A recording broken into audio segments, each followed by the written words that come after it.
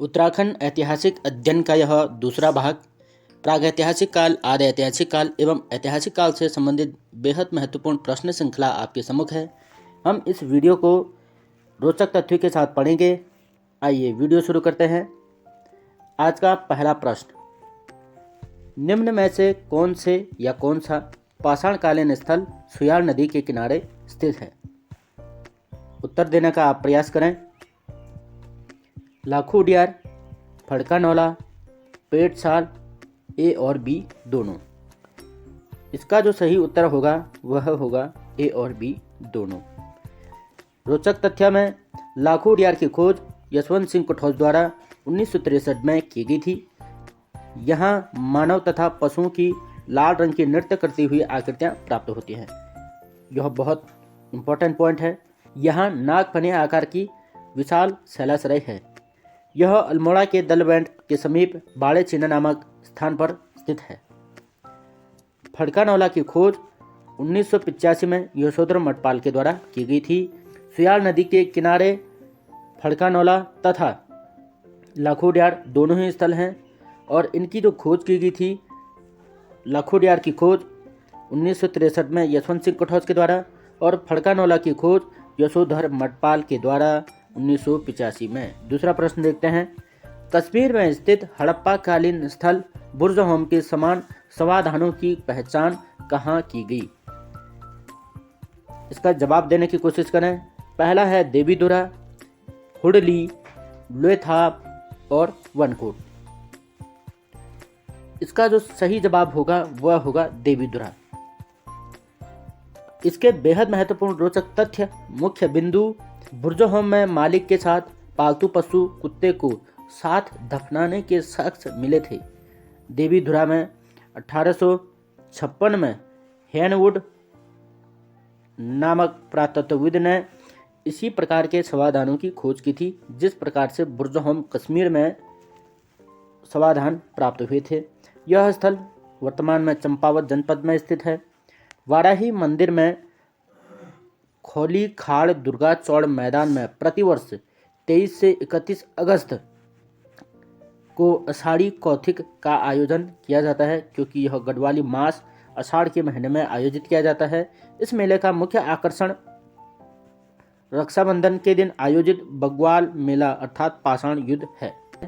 बग्वाल मेला चंपावत के खोली खाड़ दुर्गा चौड़ मैदान में आयोजित किया जाता है। यह मेला रक्षाबंधन के अवसर पर किया जाता है, जिसको आषाढ़ी कौथिक भी कहा जाता है। तो बेहद महत्वपूर्ण प्रश्न, आप इस प्रश्न की स्क्रीनशॉट ले सकते हैं। तीसरा प्रश्न, प्रागैतिहासिक स्थल ग्वारखा उडियार को पुरातत्व की नज़र में लाने का श्रेय किसको है? इसका उत्तर देने का प्रयास करें। पहला ऑप्शन कर्नक, doctor Yashodhar Mathpal, doctor MP Joshi, Shri Rakesh Bhatt. इसका जो सही जवाब होगा श्री राकेश भट्ट। चौथा ऑप्शन सही है। आइए इसका महत्वपूर्ण रोचक तथ्य जानते हैं। ग्वारखा उडियार चमोली जिले के डुंगरी गांव में अलकनंदा नदी के तट पर स्थित है। चमोली जनपद मुख्यालय गोपेश्वर ही कुछ ही दूरी पर स्थित है। यहाँ मानव, भेड़, बारहसिंगा के कुल 41 रंगीन चित्र मिले हैं, जिसमें से मात्र 8 जो चित्र हैं यह मानव के हैं। चित्रों का मुख्य विषय पशुओं को हाँकना है। तो जो इस ग्वारखा उडियार के अंदर जो चित्र दर्शाए गए हैं, उन चित्रों में पशुओं को हाँकते हुए दिखाया गया है। पुरातत्वविदों की नज़र में इस स्थल को लाने का जो श्रेय है वह राकेश भट्ट को है, जो कि एक स्थानीय व्यक्ति थे। यशोधर मठपाल के द्वारा कहा गया कि ग्वारखा उडियार में प्राचीन समय में गोरखा स्थानीय लोगों के सामान चोरी करके छुपाए करते थे, इसीलिए इस स्थल का नाम ग्वारखा उडियार रखा गया है। आइए चौथा प्रश्न देखते हैं। अशोक द्वारा स्थापित 13वां शिलालेख कालसी की खोज किसके द्वारा की गई थी? आप इसका उत्तर देने का प्रयास करें। पहला ऑप्शन है जॉन मार्शल, दूसरा है जेम्स प्रिंसेप, तीसरा जॉन फॉरेस्ट और चौथा है जॉन मैकिनन। याद रखें यह सभी लोग महत्वपूर्ण हैं। इनमें से मैं बता दूं, जॉन मार्शल, जॉन प्रिंसेप और जॉन फॉरेस्ट तीनों अशोक के शिलालेखों से संबंधित हैं। तो इसका सही जवाब जॉन फॉरेस्ट है। आइए इससे संबंधित बेहद महत्वपूर्ण रोचक तथ्य जानते हैं। रोचक तथ्य है कि यमुना, टॉन्स तथा अमलावा नदी के किनारे अशोक ने अहिंसा का संदेश देकर अप्रांत क्षेत्र के लिए पुलिंदों हेतु पाली भाषा में 257 ईस्वी पूर्व शिलालेख लिखे थे। अमलावा नदी, जो कि यमुना, टॉन्स और अमलावा तीनों का संगम वहाँ पर होता है, और अशोक ने इसमें जो संदेश दिया वह अहिंसा का संदेश दिया, अर्थात हिंसा को त्याग कर अहिंसा अपनाने की बात कही। इस क्षेत्र के लिए यानी कालसी कलकूट क्षेत्र को अप्रांत क्षेत्र कहा है, और यहाँ पर रहने वाले निवासियों को पुलिंद शब्दों से संबोधित किया है। यह लेख पाली भाषा एवं ब्राह्मी लिपि में लिखे गए थे। ब्राह्मी लिपि, इसकी खोज जॉन फॉरेस्ट ने 1860 ईस्वी में की। यह वर्तमान में देहरादून जनपद में स्थित है। कालसी अशोक की उत्तरी सीमा थी, अर्थात सम्राट अशोक की जो उत्तरी सीमा रही वह कालसी तक निर्धारित थी। इस लेख के साथ हाथी की आकृति उत्कीर्ण की गई है, जिसमें मात्र एक शब्द संस्कृत का लिखा गया है, जो है गजतमे।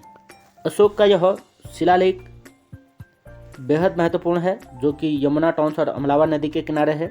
अहिंसा को अपनाने की बात कही गई है, और इसमें एक गजतमे शब्द भी है, और इसकी जो खोज है जॉन फॉरेस्ट के द्वारा 1860 में की गई थी। बता दें कि अशोक भारत का एक सम्राट हुआ करता था, जिसके टोटल अपने जीवन के 14 बेहद महत्वपूर्ण शिलालेख लिखे गए थे। 5वां प्रश्न, कुशाणोत्तर काल में किस सम्राट ने कालसी में गरुड़ाकार अग्निवेदिका का निर्माण किया था? गरुड़ाकार अग्निवेदिका, इसका पहला ऑप्शन है राजा विराट, सुबाहु, शीलवर्मन, सम्राट अशोक। इसका जो सही उत्तर होगा वह शीलवर्मन। इससे जुड़े हुए रोचक तथ्य, कुशाणोत्तर काल में कालसी महाराजा शीलवर्मन की राजधानी थी। याद रखें, शीलवर्मन की राजधानी थी। शीलवर्मन ने कालसी में 4 अश्वमेध यज्ञ करवाए थे। इन्होंने पक्की ईंटों से गरुड़ाकार अग्निवेदिका का निर्माण किया था, जिसमें वह यज्ञ किया करते थे। शीलवर्मन के यह इष्टि लेख या ईट लेख के रूप में हैं, तो शीलवर्मन के इष्टि लेख या ईट लेख यह कहा जाता है। यह रोचक तथ्य महत्वपूर्ण है, आप चाहे तो स्क्रीनशॉट ले सकते हैं। 6वां प्रश्न आपके डिस्प्ले पर इस प्रकार है।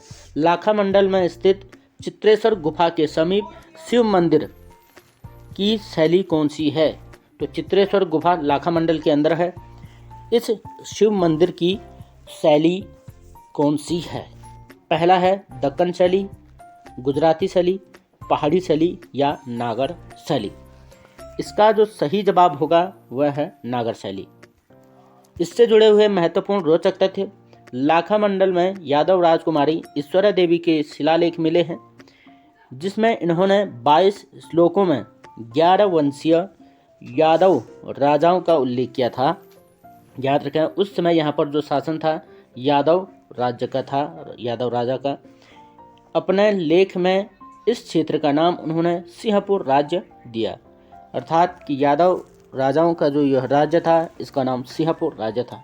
इस स्थल की खोज 1814 और 1815 के बीच में जेम्स वेली फ्रेजर ने किया है। तो लाखा मंडल की खोज जेम्स वेली फ्रेजर के द्वारा किया गया। पांडवों ने स्वर्ग की यात्रा के समय यहाँ पर 1 लाख शिवलिंगों की स्थापना की थी। लाखा मंडल देहरादून के भाबर क्षेत्र में स्थित है। 7वां प्रश्न, निम्न में से 6वीं शताब्दी के गोपेश्वर त्रिशूल लेख से उत्तराखंड में किस वंश के शासन के साक्ष्य मिलते हैं? ऑप्शन नंबर 1 कुणिन वंश, कत्यूर वंश, नाग वंश या शक वंश। इसका उत्तर देने का आप प्रयास करें। इसका जो सही उत्तर है नाग वंश। इससे जुड़े हुए रोचक तथ्य, गोपेश्वर त्रिशूल लेख में नागपति नाग, गणनाग, स्कंदनाग, विभुनाग, अंशुनाग कुल 5 नाग राजाओं का उल्लेख मिलता है। नेपाल के राजा अशोक चल के 1191 के लेख भी प्राप्त हुए हैं। उस समय अशोक चल ने गढ़वाल और कुमाऊं दोनों को जीता था, जिसमें यह गोपेश्वर में भी आए थे। जिसमें रुद्र हिमालय व केदार भूमि नाम का उल्लेख है। अर्थात उन्होंने गोपेश्वर और इस गढ़वाल क्षेत्र को रुद्र हिमालय व केदार भूमि नाम से संबोधित किया। 12वीं-13वीं शताब्दी में कत्यूरों द्वारा निर्मित यह मंदिर नागर शैली में बना है।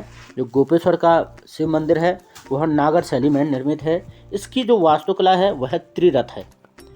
स्कंद पुराण के अनुसार शिव ने कामदेव को यहीं पर भस्म किया था।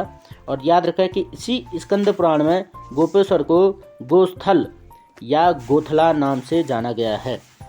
प्रश्न नंबर 8, दक्ष प्रजापति ने किस स्थान पर तपस्या की थी? दक्ष प्रजापति को आप जानते होंगे। दक्ष प्रजापति माता सती के पिता थे। पहला ऑप्शन देवप्रयाग, दूसरा जागेश्वर, तपोवन या जाखन देवी मंदिर अल्मोड़ा। इसका जो सही उत्तर होगा वह होगा जागेश्वर धाम में। आइए इसका रोचक तथ्य जानते हैं। जागेश्वर धाम उत्तराखंड में सबसे बड़ा मंदिर समूह है। यहाँ कुल 124 मंदिरों का समूह है। यहीं पर दक्ष प्रजापति ने तपस्या की थी। यह भारत के 12 ज्योतिर्लिंगों में से 8वां ज्योतिर्लिंग है। तो जागेश्वर में 8वां ज्योतिर्लिंग माना जाता है। शिवपुत्र कार्तिकेय का जन्म जागेश्वर में ही हुआ था। जागेश्वर अल्मोड़ा जनपद में स्थित है। यहाँ महामृत्युंजय का योगेश्वर शिवलिंग स्थापित है। कहते हैं कि प्रथम शिवलिंग पूजा का जो आरंभ हुआ वह जागेश्वर से ही माना जाता है। अर्थात संपूर्ण संसार में शिवलिंग पूजन का जो आरंभ किया गया था वह जागेश्वर से ही किया गया था। 9वां प्रश्न, बाड़ाहाट त्रिशूल लेख किस लिपि में लिखे गए हैं? तो उत्तराखंड में मात्र 2 त्रिशूल लेख मिलते हैं। एक गोपेश्वर का त्रिशूल लेख, उसके बारे में हम डिस्कस कर चुके हैं। दूसरा बाड़ाहाट यानी उत्तरकाशी का त्रिशूल लेख। तो इस त्रिशूल लेख की लिपि कौन सी है? ब्राह्मी लिपि, खरोष्ठी लिपि, देवनागरी लिपि या शंख लिपि?